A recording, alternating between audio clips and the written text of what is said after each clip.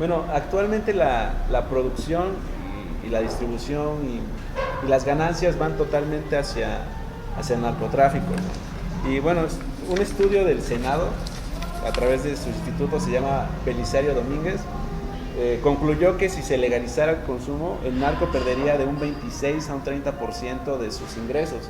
Porque Marihuana. si se legalizara la marihuana, ¿no?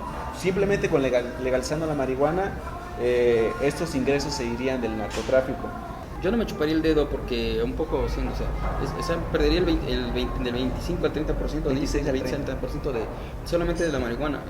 Pero en términos absolutos, con respecto a toda la actividad económica que estos cabrones manejan, ¿qué parte proporcional significa? Y a lo mejor puede ser hasta el 2%, ¿me entiendes?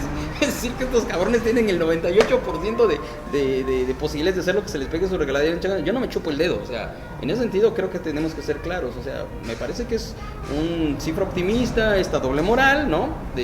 Ahí manifiesta de que realmente no saben qué hacer con el problema. O sea, es una forma de estrategia de comunicación estratégica, de que mandar mensajes para que la gente de alguna manera se sienta como que más reconfortada ante grandes escenarios de dificultad, como hace rato comentabas, ¿no?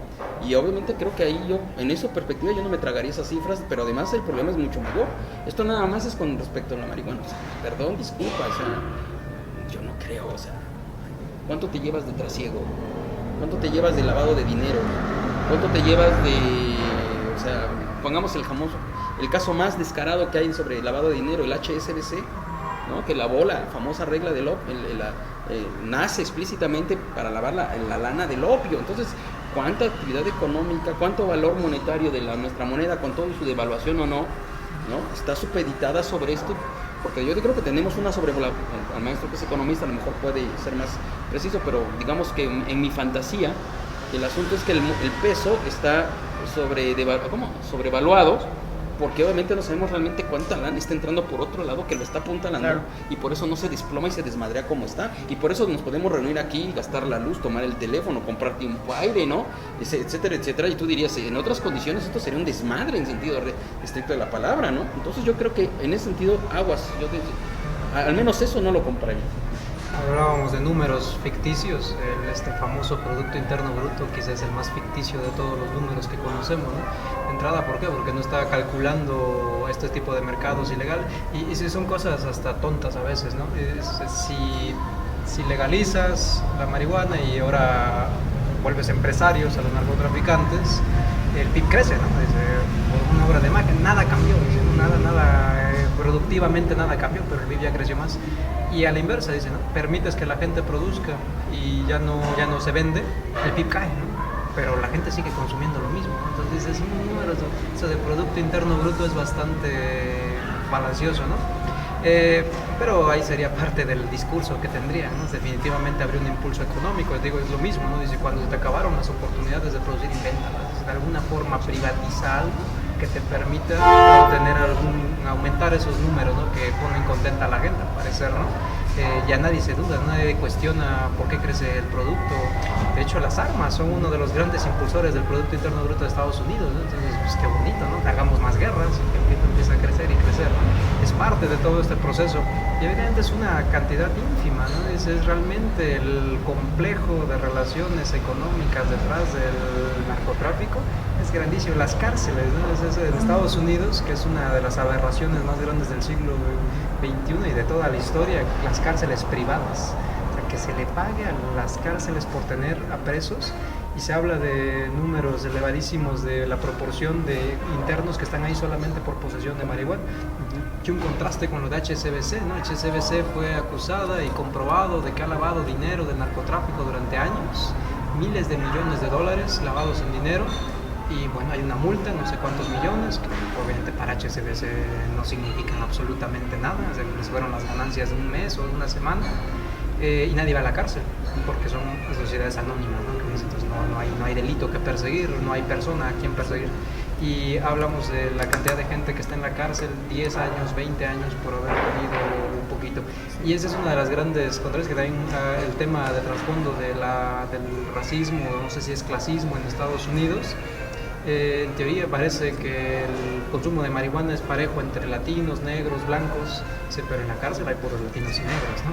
Por posesión de marihuana, ¿no? Desde que hay Déjame hacer un último comentando aquí. A lo mejor sí que estamos viviendo la transferencia o la transición al permitir que los hijos de los narcotraficantes no se dediquen al narcotráfico, sino estudien business administration, negocios internacionales, se metan al rollo del empresariado, obviamente precisamente porque a lo mejor ya hay este acuerdo tácito, ¿no? O sea, tus hijos, tú te dedicaste, pero ahora vamos acá, ahora vamos a ver cómo lo blanqueamos, ¿no? Entonces necesitamos que ustedes generen estas empresas, se haga esta transición para que no se pierda el negocio familiar que viene desde el abuelo, ¿no? Que era burrero, hasta ahora que tú eres el egresado incluso de universidades extranjeras especializadas en estas áreas de desarrollo. Entonces a lo mejor estamos hasta en eso y nosotros estamos discutiendo verdaderamente, y bueno, lo hago como un acto democrático, ¿no? Digamos de ciudadanía, o sea, discutir si va o no va la famosa legalización de las drogas, pero pues hasta ahí lo dejaría, ¿no? Sí, no, es una cosa, ahorita que lo comentábamos antes en el corte, este discurso que viene mucho de esto, ¿no? De que el narco va a decrecer su poder, va a ir para abajo, son falacias, pues, porque el crimen organizado hoy no solo es el narcotráfico, ¿no? El crimen organizado en México está totalmente, diversificado, pues, ¿no? O sea, hacen crimen organizado de todo. México ahorita en este momento creo que es según cifras, es el primer lugar en pornografía infantil. La trata de blancas, el secuestro, la extorsión, ¿no? En fin, o sea, este discurso que quiere como imponer para la legalización también es otra falacia, es otra mentira. Por supuesto que no va a decrecer la inseguridad en México, por supuesto que no va a decrecer la violencia con la legalización de la marihuana, porque como te lo digo, o sea, el tema no es la legalización de la marihuana. O sea, la legalización de la marihuana es un síntoma de un tema más grande que es un país que se está haciendo, que básicamente se está haciendo ya añicos, pues, ¿no? Dentro de sus propias mentiras que lo sustentaron durante 80 años. Algo interesante, mientras estaba igual investigando esto, es sobre la postura de dos expresidentes, ¿no? Los tomo, por ejemplo, porque son la transición, ¿no? Fox y Calderón. Vicente Fox dice legalícenla y Felipe Calderón dice no la legalicen. Tenemos un problema serio de crimen organizado y lo que yo encontré al llegar a la presidencia de la República fueron varios estados, varios municipios, varias ciudades, particularmente poblaciones pequeñas en regiones, en algunos casos muy amplias, donde había un proceso de captura del Estado.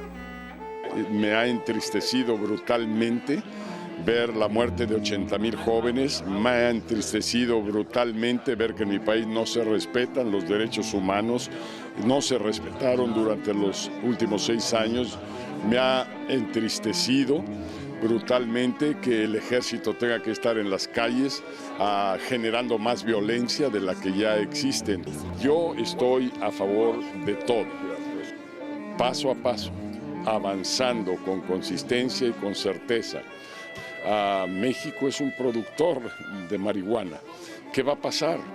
A la mera hora podemos ser un proveedor de este mercado.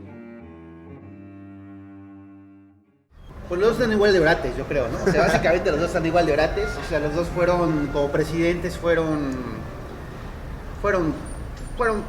vergonzantes, ¿no? Vergonzantes. Fox fue para este país, bueno, para la gente que de más de 30, en su momento fue la promesa de un cambio, ¿no? O sea, fue sacar al PRI de los pinos, pero lo que llegó fue Vicente Fox. ¿Quién es Vicente Fox? Un tipo que se la vivió pastillado la mayor parte de sus 6 años de presidencia, ¿no? Que dejó de gobernar, que su discurso fue ¿yo por qué? Cuando le preguntaron por qué no hacía algo en algún conflicto que tenían entre dos televisoras, ¿no? O sea, ese es Vicente Fox, ¿no? O sea, se entiende ahorita su asunto de su pragmatismo, que lo llama él, de ahora apoyar la legalización de marihuana, que esto y que lo otro. Pues sí, porque realmente ese pragmatismo es un valemadrismo que aplicó desde que fue presidente, pues, ¿no? Y Calderón es otro idiota, ¿no? Porque Calderón metió a este país en una guerra contra el narcotráfico sin saber lo que estaba haciendo, ¿no? Sin calcular qué estaba haciendo, agitó un avispero sin ni siquiera tener un mínimo de conciencia de lo que eso iba a traer y lo que eso está trayendo en ese momento. ¿Por qué lo hizo? Bueno, porque durante su campaña, ¿no?, ganó por una mínima diferencia de votos. ¿Por qué? Porque durante la campaña dejó caer un discurso contra, bueno, si les gusta, o sea, para quien no le guste, no, a Manuel López Obrador. Yo voté por él 2 veces, ahorita me parece que es un asco, pero bueno, contra él fue un discurso de es un peligro para México, ¿no? En ese momento Calderón dividió al país. ¿Por qué? Porque los que estaban con el PEC eran un peligro para México, los que no, no lo eran, ¿no? En fin, el asunto se dividió. Y en base a ese escenario de confrontación nacional que él mismo trajo, quiso validarse con una guerra contra las drogas que no calculó. Y que no calculó porque estaba pedo. Porque el tipo es un fascista, pues, ¿no? O sea, claro que no quiere la legalización de la marihuana porque va contra el discurso de su sexenio, ¿no? Que era como este asunto de yo voy a defender a México de los malvados. No. O sea, los dos creo que ni siquiera son referentes de nada, ¿no? Sí, yo creo que en ese sentido les hace la razón por otras causas. La primera es que son 2 formas distintas de vivir el panismo. Uno viene de Acción Católica, Felipe Calderón, conservadurismo pleno, y el otro es todo este arribismo de lo que le llaman el neopanismo. Yo, en todo caso, las preguntas que serían, bueno, a ver, señor Vicente Fox, ¿por qué usted nunca ha dado cuenta o dado la cara de que cuando usted fue candidato a la presidencia de la República recibió financiamiento externo de una señora que de alguna manera nunca quedó claro de dónde provenía esa lana, aunque las malas lenguas hablan que viene del cartel del Golfo? ¿Sí? O sea, porque en realidad el 2000 fue una guerra entre 2 carteles, el cartel de Sinaloa y el cartel del Golfo. Uno tenía a Francisco Labastida y a otro tenía a Vicente Fox, ¿no? En términos de financiamientos de fuentes ilícitas, porque además la ley era tan vulnerable que entraba cualquier cosa. Y al otro tendríamos que preguntarle, bueno, ¿es lo que tuviste que pagar para que los Estados Unidos te dieran la legitimidad y el respaldarazo para que pudieras gobernar en México? ¿Sí? Porque prácticamente los dos nos acuchillaron, pero cabrón, pero ya veníamos acuchillados, o sea, esto no le quita otra rayita al tigre. O sea, venimos de mucho tiempo atrás, en donde desde Miguel Alemán, Luis Echeverría, muchos de estos cuates estuvieron llenos de escándalos asociados y que se conocía abiertamente de actividades ilícitas en nuestro país, ¿no? Entonces, yo creo que, como bien señalas, irnos con el panismo para estigmatizarlo, ¿no? El que actualmente nos gobierna en términos constitucionales, pues ni picha, ni cacha, ni deja batear, ¿no? O sea, no hay resoluciones básicas, no hay algo que se pueda hacer, al contrario, vemos cada vez como los cuerpos de seguridad se vuelven más radicales y violentos, como las garantías constitucionales, particularmente la condición jurídica de persona a través de la protección de los derechos humanos prácticamente es letra muerta, ¿no? Etcétera, etcétera. Y pues obviamente, pues sí, estamos en unos umbrales en donde, vuelvo al punto, las personas de carne y hueso como nosotros estamos totalmente excluidas de una discusión hacia ese punto de